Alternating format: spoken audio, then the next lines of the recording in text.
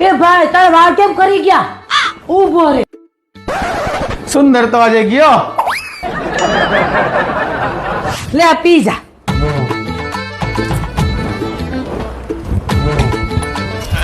આ હું હતું બેન? 17 જડીબુટી ને બકરી લીંડી નાખીને ગોળી બનાવી છે. આજના તારા વાળ આવી જાહે. આજે ના આજે હું કહું એટલે પાણકામ લીટી જ હોય. ગયો. અલે ભાઈ આ ફાકી ફાકડાવી જા.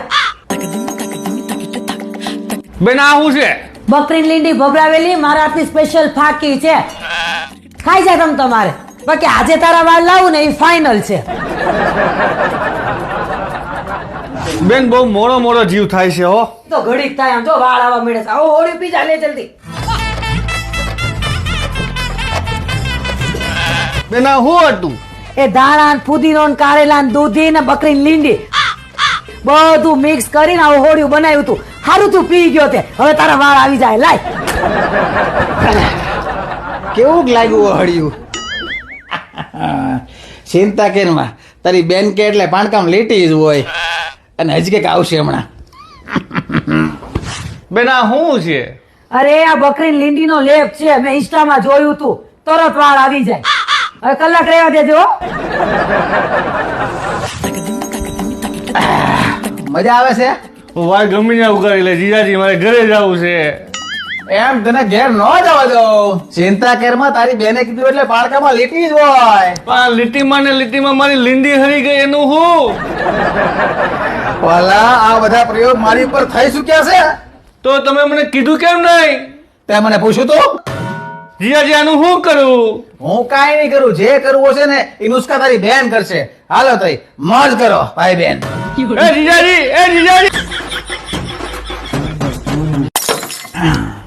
ભાઈ આ સમસ્યા તો મને હતી અને જોયું આપણું રિઝલ્ટ. એને તો નહીં કહું પણ તમને એક વાત કહી દઉં છું કે તમારે હેરની ટ્રીટમેન્ટ કરાવવી હોય, હેર ટ્રાન્સપ્લાન્ટ કરાવવું હોય યા સ્કિનને લગતી કોઈ પણ ટ્રીટમેન્ટ કરાવવી હોય, આપણા સુરતની અંદર જ તે ગોલ્ડ મેડલિસ્ટ ડૉક્ટર છે. 18 વર્ષનો એક્સપિરિયન્સ છે. 10,000 કરતાં વધારે ઓપરેશન ઓલરેડી કરી ચૂક્યા છે. દુનિયાભરથી એની પાસે પેશન્ટો આવે છે.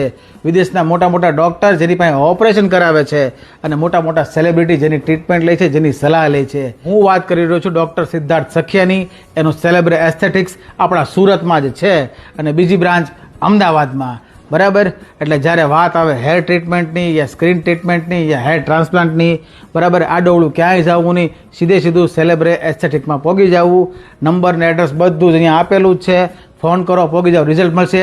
એ પાકા પાયાની વાત છે. બરાબર? અને આમ જો અનુભવથી કહું છું હો, એટલે પહોંચી જાજો. હાલો તઈ ઘડીક હાળાની યારે મુલાકાત કરતો આવું. જીજાજી તું ક્વોલિટી ખા.